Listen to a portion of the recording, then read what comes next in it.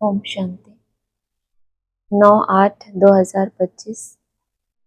मीठे बच्चे, यह पुरुषोत्तम संगम युग कल्याणकारी युग है। इसमें ही पढ़ाई से तुम्हें श्री कृष्णपुरी का मालिक बनना है। प्रश्न है, बाप माताओं पर ज्ञान का कलश क्यों रखते हैं? कौन सी एक रिवाज भारत में ही चलती है? पवित्रता की राखी बांध सबको पतित से पावन बनाने के लिए बाप माताओं पर ज्ञान का कलश रखते हैं। रक्षाबंधन का भी भारत में ही रिवाज है। बहन भाई को राखी बांधती है, यह पवित्रता की निशानी है। बाप कहते हैं, बच्चे तुम मामेकम याद करो तो पावन बन पावन दुनिया के मालिक बन जाएंगे। गीत है, भोलेनाथ से निराला कोई और नहीं। ओम शांति। यह है भोलेनाथ की महिमा। किन दो की महिमा है इसमें गीत में? एक, भोलानाथ कौन होता है? भोलानाथ शिव बाबा। और गौरीनाथ कौन होता है? तो फिर अंतर क्या हुआ? भूल जाते हो? भोले कौन होते हैं?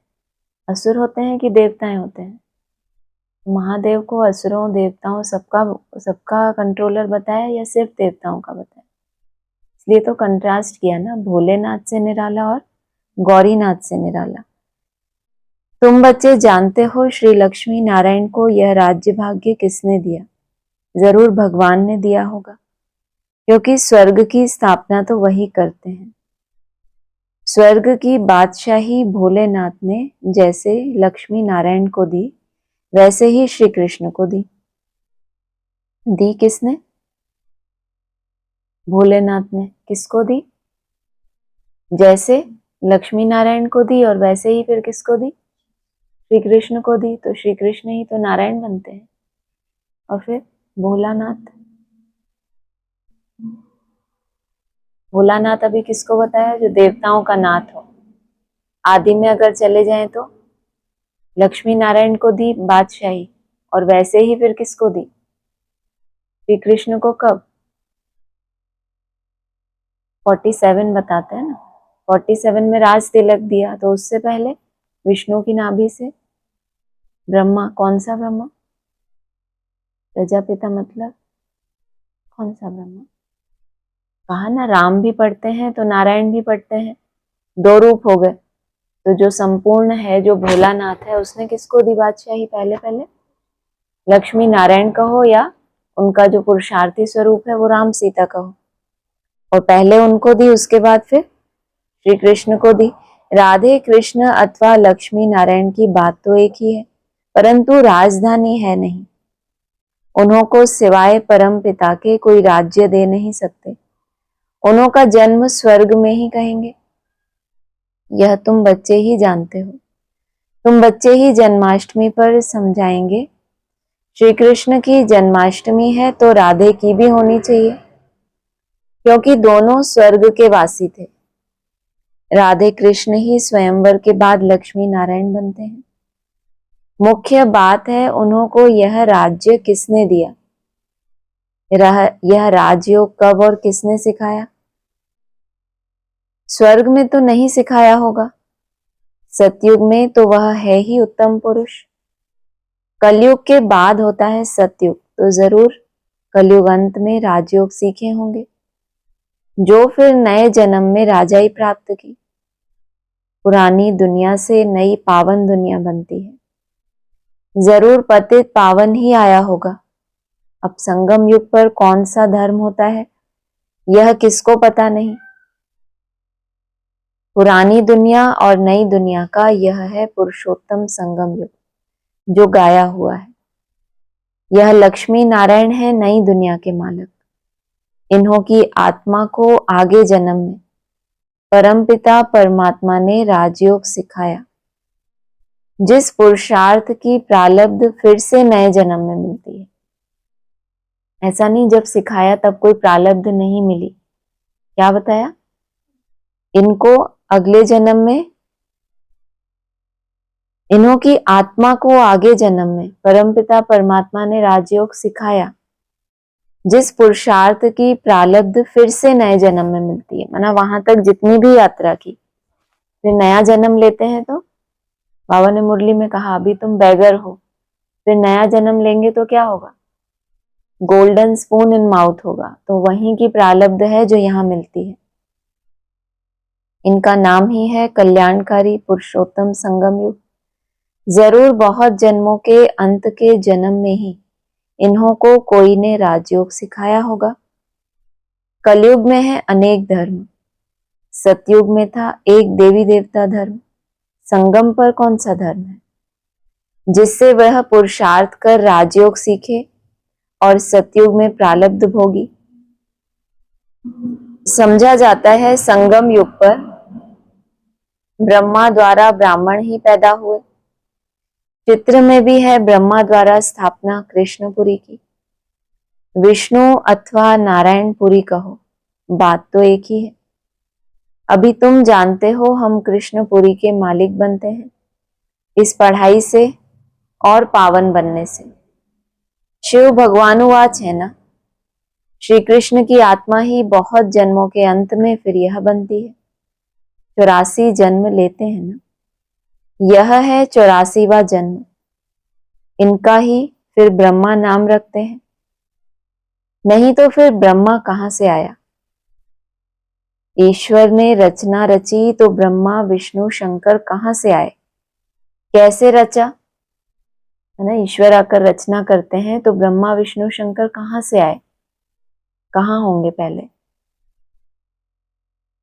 पुरानी दुनिया में ही थे ना। फिर जब उनको साक्षात्कार हुआ तो झट क्या किया, छोड़ दिया सब कुछ। क्या छू मंतर किया जो पैदा हो गए। भक्ति मार्ग में क्या दिखाते हैं, कैसे पैदा हो गए, अरे शून्य से ही दिखा देते हैं ना, सृष्टि की उत्पत्ति हो गई। बाप ही उन्हों की हिस्ट्री बताते हैं।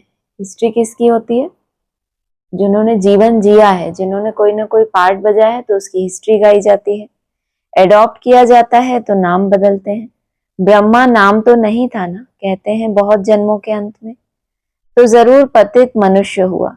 ब्रह्मा कहां से आया किसको भी पता नहीं। बहुत जन्मों के अंत का जन्म किसका हुआ, वो तो लक्ष्मी नारायण ने ही बहुत जन्म लिए हैं। नाम रूप देश काल बदलता जाता है। श्री कृष्ण के चित्र में 84 जन्मों की कहानी क्लियर लिखी हुई है। जन्माष्टमी पर श्री कृष्ण के चित्र भी बहुत बिकते होंगे।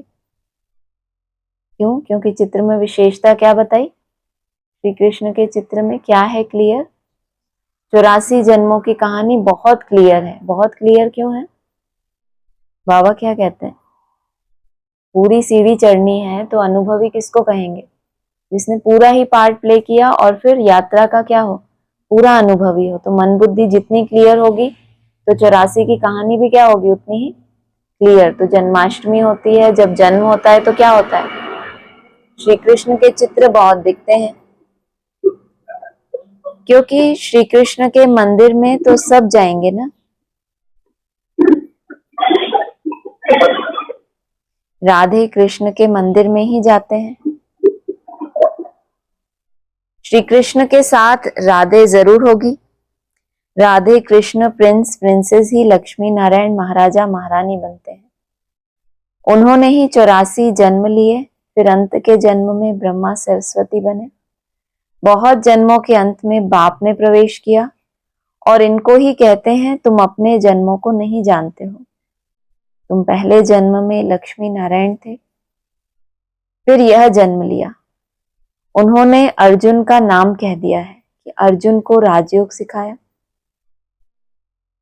अर्जुन को अलग कर दिया, है ना। यहाँ लक्ष्मी नारायण की बात है, उन्होंने किसका नाम रख दिया, अर्जुन, उसको अलग कर दिया। मतलब हाँ क्या किया, है ना। सारी सेना एक तरफ खड़ी है, इधर पांडव सेना है, उधर कौरव सेना है, और अर्जुन को कहाँ खड़ा कर दिया, एकदम बीच में ले जाके अलग कर दिया। माना छिटक के, बोला ना बाबा ने अलग कर देते हैं, क्यों, क्योंकि आपस में क्या करते हैं, इनका लड़ाई का कोई टारगेट नहीं होता। बाबा ने क्या बोला, पांडव कभी लड़ते हैं लेकिन धर्म स्थापना के लिए। लेकिन उसमें से भी अर्जुन को क्या कर दिया, अलग कर दिया कि इनका काम कैसे होना है, योग बल से। परंतु उनका नाम अर्जुन है नहीं। ब्रह्मा का जीवन चरित्र चाहिए ना, परंतु ब्रह्मा और ब्राह्मणों का वर्णन कहाँ भी नहीं है। यह बातें बाप ही बैठ समझाते हैं। सब बच्चे सुनेंगे, फिर बच्चे औरों को समझाएंगे। कथा सुनकर फिर औरों को बैठ सुनाते हैं। तुम भी सुनते हो फिर सुनाते हो। यह है पुरुषोत्तम संगम युग, लीप युग, एक्स्ट्रा युग। पुरुषोत्तम मास पड़ता है तो 13 मास हो जाते हैं। इस संगम युग के त्योहार ही हर वर्ष मनाते हैं। इस पुरुषोत्तम संगम युग का किसको पता नहीं है। इस संगम युग पर ही बाप आकर पवित्र बनाने की प्रतिज्ञा कराते हैं। पतित दुनिया से पावन दुनिया की स्थापना करते हैं। रक्षा बंधन का भी भारत में ही रिवाज है। बहन भाई को राखी बांधती है, परंतु वह कुमारी भी फिर अपवित्र बन जाती है। अभी बाप ने तुम माताओं पर ज्ञान का कलश रखा है। जो ब्रह्मा कुमार कुमारियां बैठ पवित्रता की प्रतिज्ञा कराने राखी बांधते हैं। बाप कहते हैं मामेकम याद करो तो तुम पावन बन पावन दुनिया के मालिक बन जाएंगे। बाकी कोई राखी आदि बांधने की दरकार नहीं है। आज के दिन पहुंच जाओ किसी ब्रह्मा कुमारी आश्रम में, ऐसा हो सकता है कि राखी ना बांधे आपको? हो सकता है। किसी भी जगह चले जाओ, छोटे से छोटे में चले जाओ, बड़े से बड़े में। और बाबा क्या कह रहे हैं, कलश किस लिए रखा है कि दूसरों से क्या कराएं, पावन बनने की प्रतिज्ञा कराना। उसके लिए क्या कहा, मामेकम याद करो तो तुम पावन बन पावन दुनिया के मालिक बन जाएंगे। बाकी कोई राखी आदि बांधने की दरकार नहीं। यह समझाया जाता है। जैसे साधु सन्यासी लोग दान मांगते हैं। साधु लोग क्या कहते हैं, कोई कहते हैं क्रोध का दान दो, कोई कहते हैं प्याज मत खाओ। जो खुद नहीं खाते होंगे वही दान लेते होंगे। साधु सन्यासियों में भी इतनी समझ है। जो धारणाएं खुद करते हैं वही अपने शिष्यों से क्या कहते हैं, तुम भी ये दान करो। और ब्राह्मणों की क्या दशा है, क्या दशा है, क्या उनसे मांगते हैं, सहयोग मांगते हैं। और दूसरा पवित्र बनाने की प्रतिज्ञा भी कराते हैं। कितना उनको ज्ञान सुनाते हैं। सबसे भारी प्रतिज्ञा तो बेहद का बाप कराते हैं। तुम पावन बनना चाहते हो तो पतित पावन बाप को याद करो। द्वापर से लेकर तुम पतित बनते आए हो, अब सारी दुनिया पावन चाहिए, वह तो बाप ही बना सकते हैं। सर्व का गति सदगति दाता कोई मनुष्य हो नहीं सकता। बाप ही पावन बनने की प्रतिज्ञा लेते हैं। भारत पावन स्वर्ग था ना, पतित पावन वह परम पिता परमात्मा ही है। श्री कृष्ण को पतित पावन नहीं कहेंगे, उनका तो जन्म होता है। उनके तो माँ बाप भी दिखाते हैं। एक शिव का ही अलौकिक जन्म है। वह खुद ही अपना परिचय देते हैं कि मैं साधारण तन में प्रवेश करता हूँ, शरीर का आधार जरूर लेना पड़े। मैं ज्ञान का सागर पतित पावन राजयोग सिखलाने वाला हूँ। बाप ही स्वर्ग का रचयिता है और नरक का विनाश कराते हैं। जब स्वर्ग है तो नरक नहीं, अभी पूरा रौरव नरक है। जब बिल्कुल तमो प्रधान नरक बनता है तभी बाप आकर सतो प्रधान स्वर्ग बनाते हैं। सिर्फ स्वर्ग नहीं, नरक भी कैसा बन गया, एकदम तमो प्रधान नरक। तो बाप आकर स्वर्ग भी कैसा बनाते हैं, सतो प्रधान स्वर्ग। वरना बाहर की दुनिया में जो नरक लगा हुआ है उसके मुकाबले कोई आश्रमों में जाते हैं तो कुछ ना कुछ वहां के मुकाबले क्या मिलती है उनको, शांति मिलती है। कुछ ना कुछ अपने स्व से जुड़ते हैं, कुछ ना कुछ, तभी तो आते हैं। तो वहां के नरक से वो कैसा है, कुछ ना कुछ स्व स्थिति में गए वो। लेकिन जब वो भी एकदम तमो प्रधान बन जाता है तो फिर बाप को कैसा स्वर्ग चाहिए, जहां आत्माएं अपनी सतो प्रधान स्टेज को पकड़े। 100% पतित से 100% पावन बनाते हैं। पहला जन्म जरूर सतो प्रधान ही मिलेगा। बच्चों को विचार सागर मंथन कर भाषण करना है। समझाना फिर हर एक का अलग अलग होगा। बाप भी आज एक बात कल फिर दूसरी बात समझाएंगे। एक जैसी समझानी तो हो न सके। समझो, टेप से कोई एक्यूरेट सुने भी, परंतु फिर एक्यूरेट सुना नहीं सकेंगे। फर्क जरूर पड़ता है किसमें? बाप की समझाने में। आज बाबा एक राज खोलते हैं, कल दूसरा। और जिनकी बुद्धि सात्विक नहीं है, सतो प्रधान नहीं है, तो शेरनी का दूध टिकेगा तो क्या कहेंगे सार रूप में? बाबा तो रोज वही बातें समझाते रहते हैं। बाप जो सुनाते हैं तुम जानते हो, ड्रामा में सारी नोंद है। माना बाबा जब जो डायरेक्शन देते हैं, ड्रामा माना समय जो चलता है उसी अनुसार वो बाबा को राज खोलना होता है, तो ये ड्रामा में नोंद होती है। अक्षर बाय अक्षर जो कल पहले सुनाया था वह फिर आज सुनाते हैं। यह रिकॉर्ड भरा हुआ है। भगवान खुद कहते हैं, मैंने जो 5000 वर्ष पहले हूबहू अक्षर बाय अक्षर सुनाया है वही सुनाता हूं। यह शूट किया हुआ ड्रामा है, इसमें फर्क जरा भी नहीं पड़ सकता। इतनी छोटी आत्मा में रिकॉर्ड भरा हुआ है। अब श्री कृष्ण जन्माष्टमी कब हुई थी यह भी बच्चे समझते हैं। आज से 5000 वर्ष से कुछ दिन कम कहेंगे। कब होगी जन्माष्टमी? कब सुना है आपने? कौन सा ईयर बताते हैं? 27। तो बाबा क्या कह रहे हैं? कुछ दिन ही अभी कम कहेंगे, दिनों में ही चलते हो ना। 14 वर्ष को भी तो तुम क्या बोलते हो? 5000 दिन। तो अभी क्या बताया? कुछ दिन कम कहेंगे क्योंकि अभी पढ़ रहे हैं। नई दुनिया की स्थापना हो रही है। बच्चों के दिल में कितनी खुशी है। तुम जानते हो श्री कृष्ण की आत्मा ने 84 का चक्र लगाया। अब फिर श्री कृष्ण के नाम रूप में आ रही है। चित्र में दिखाया है, पुरानी दुनिया को लात मार रहे हैं। नई दुनिया हाथ में है, अभी पढ़ रहे हैं। इसीलिए कहा जाता है श्री कृष्ण आ रहे हैं। जरूर बाप बहुत जन्मों के अंत में ही पढ़ाएंगे। यह पढ़ाई पूरी होगी तो श्री कृष्ण जन्म लेंगे। अभी पढ़ ही रहे हैं तो भी बाबा ने क्या कहा? चित्र में दिखाया है, पुरानी दुनिया को लात मार रहे हैं, नई दुनिया हाथ में है, अभी पढ़ रहे हैं। इसीलिए कहा जाता है श्री कृष्ण आ रहे हैं। हम तो क्या समझते हैं, जब पढ़ते पढ़ते एकदम पुरुषार्थ हो जाता है पूरा, तो पुरानी दुनिया से डिटैच और नई दुनिया हाथ में। और यहाँ क्या कह रहे हैं? पढ़ते पढ़ते ही क्या हो गया? पुरानी दुनिया को लात मार दी और फिर नई दुनिया हाथ में है। नई दुनिया उतनी ही हाथ में आएगी, बुद्धि रूपी हाथ में, जितना क्या होगा पुरानी दुनिया को से सिर्फ त्याग नहीं, कोई चीज को छोड़ देना उसको कहते हैं त्याग कर दिया। और मन बुद्धि में फिर भी उसकी स्मृति आ रही है ना, तो क्या कहेंगे? वैराग्य नहीं आया, क्या किया? त्याग किया है। अभी पढ़ रहे हैं, इसीलिए कहा जाता है श्री कृष्ण आ रहे हैं। जरूर बाप बहुत जन्मों के अंत में ही पढ़ाएंगे।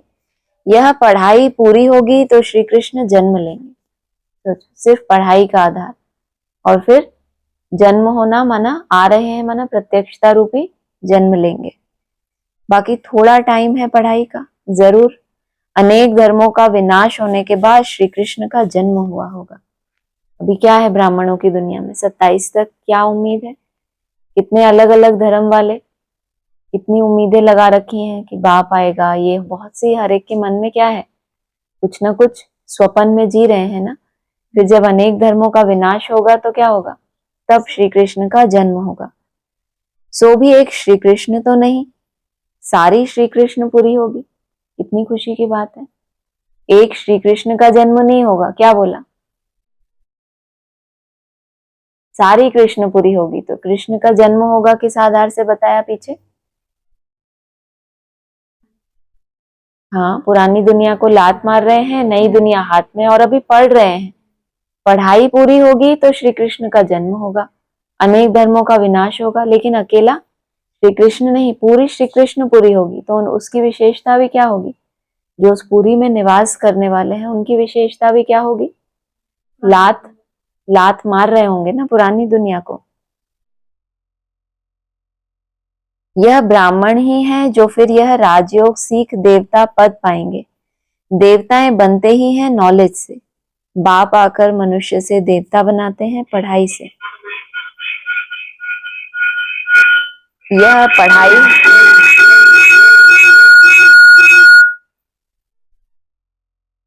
इनका नाम देख लो।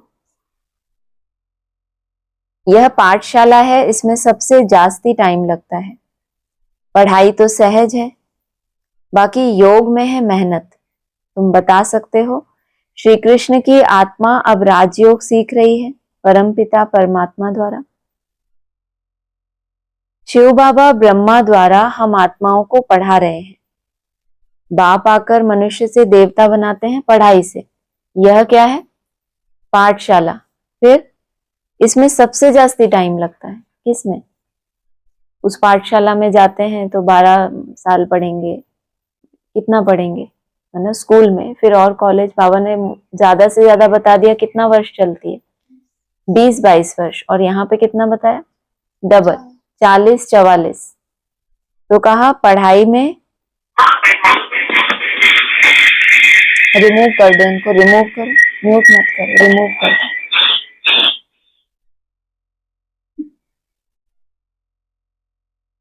तो पढ़ाई में टाइम लगता है और याद में क्या लगती है?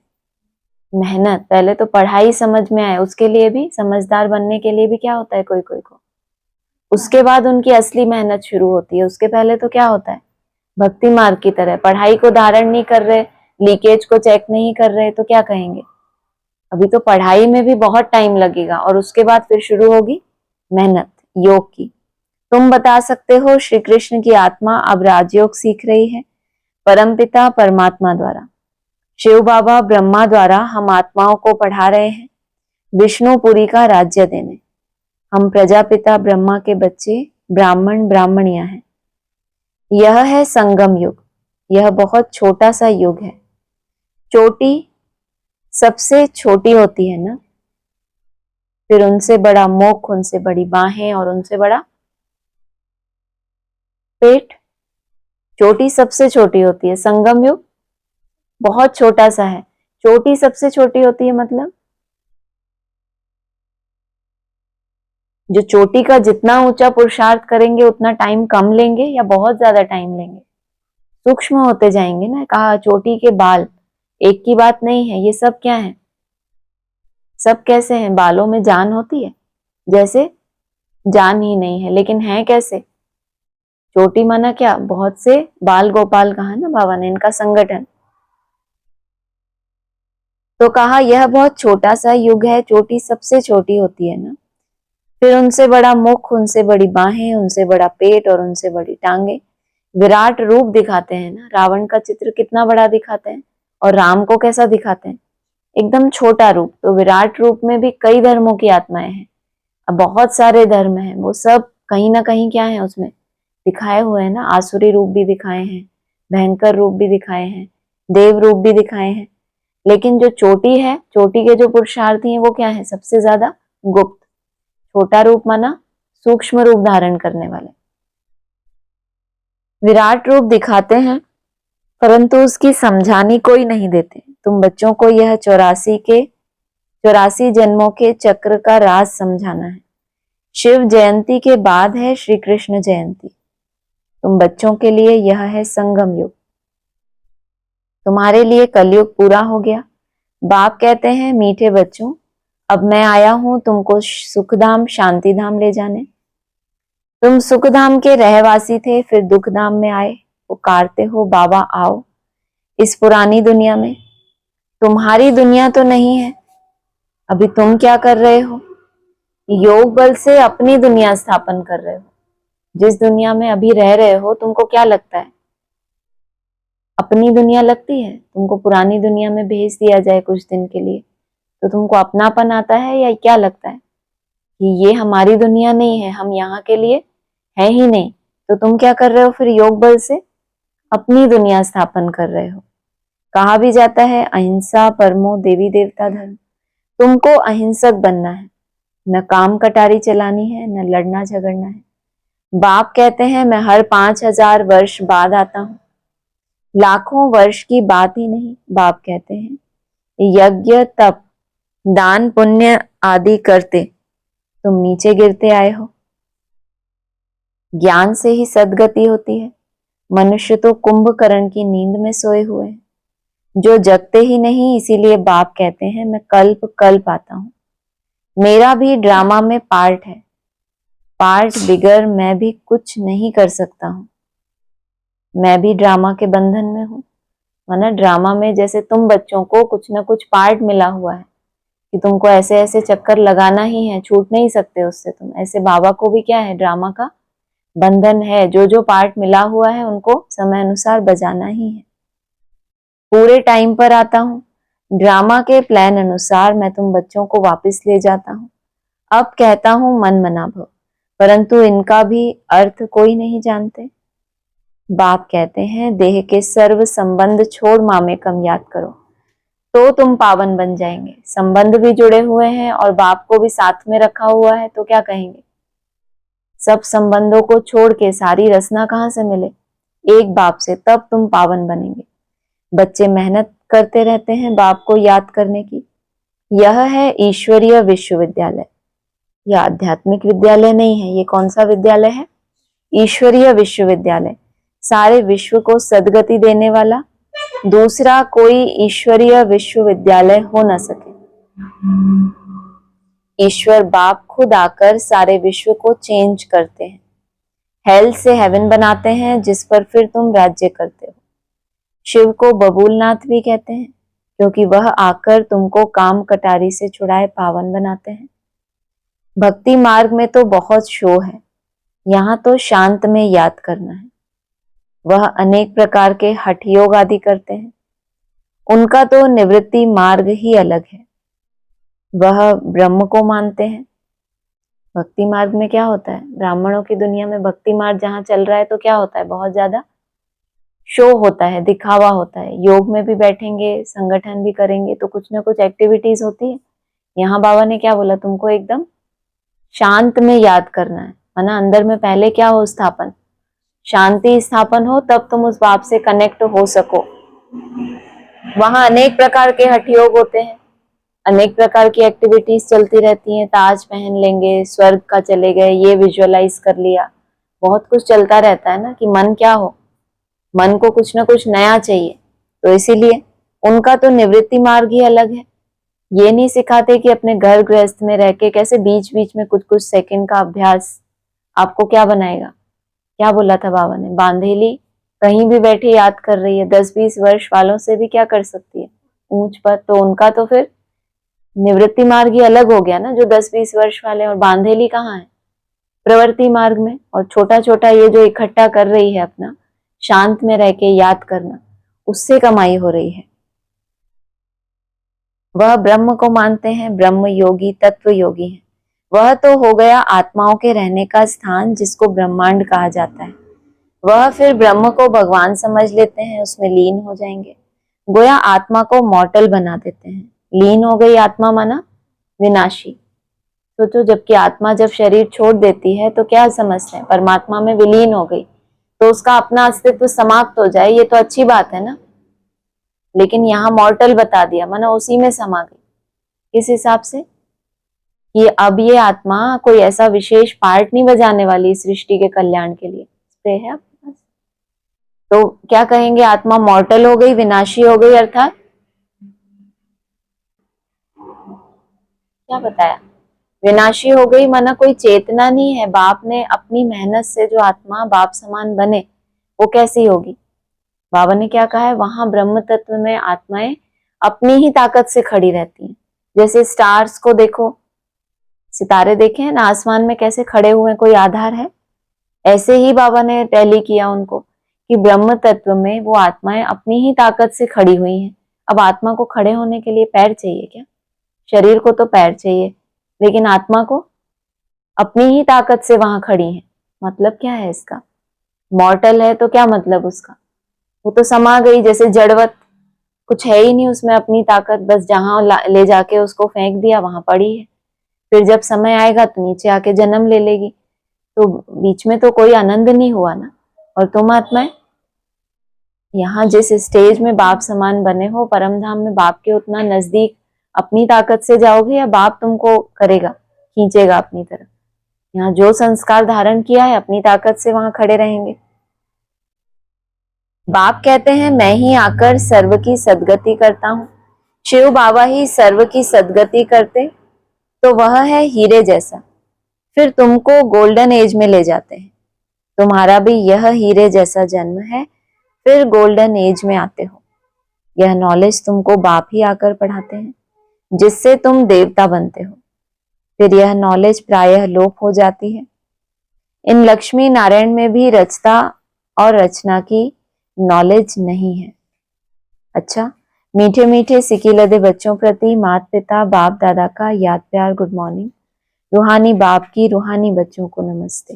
रूहानी बच्चों की रूहानी बाप दादा को नमस्ते।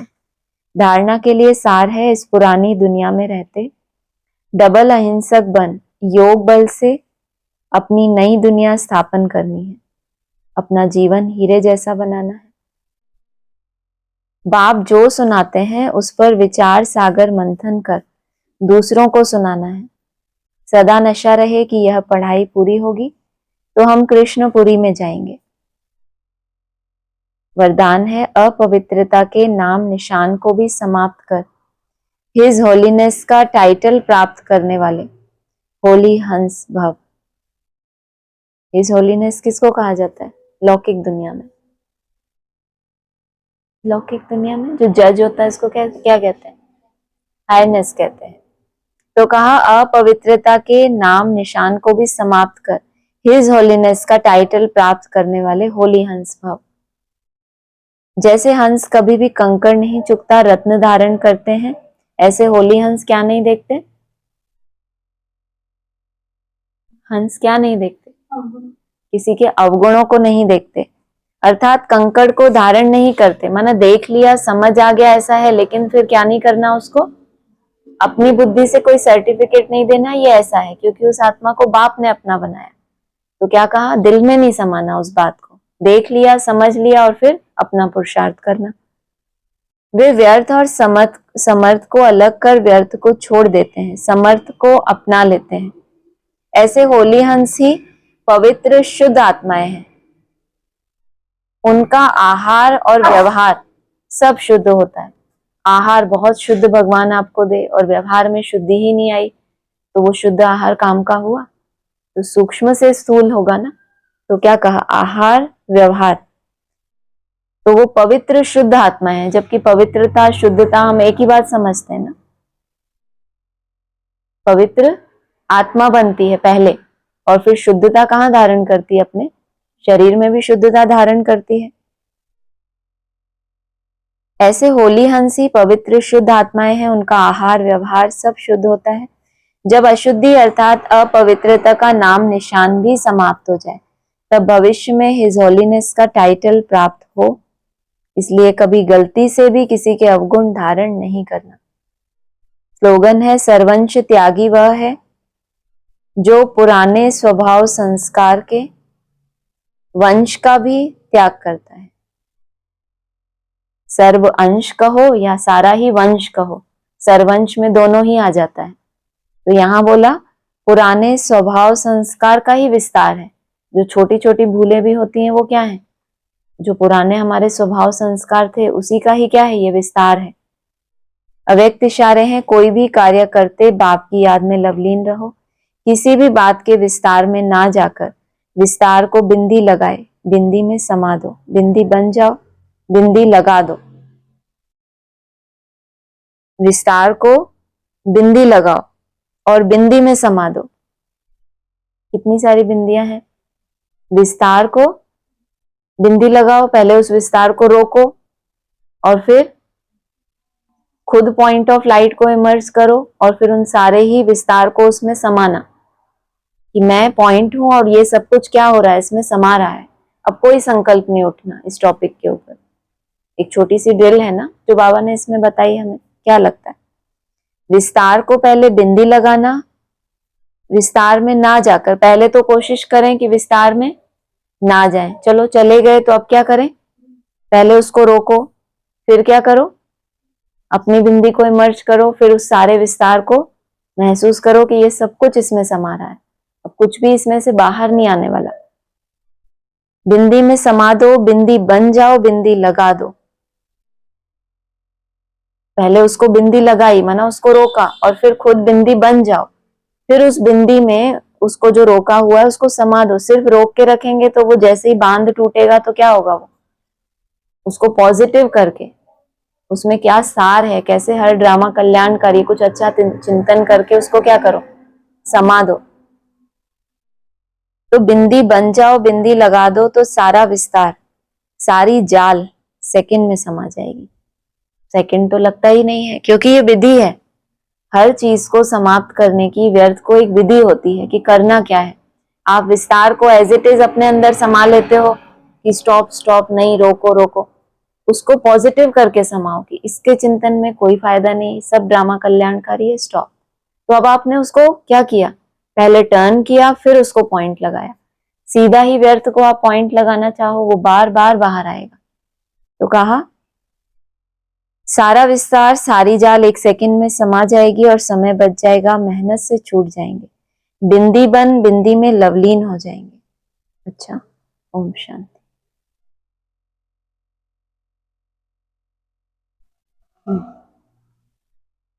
हाँ जी, ऑनलाइन किसी को पूछना है?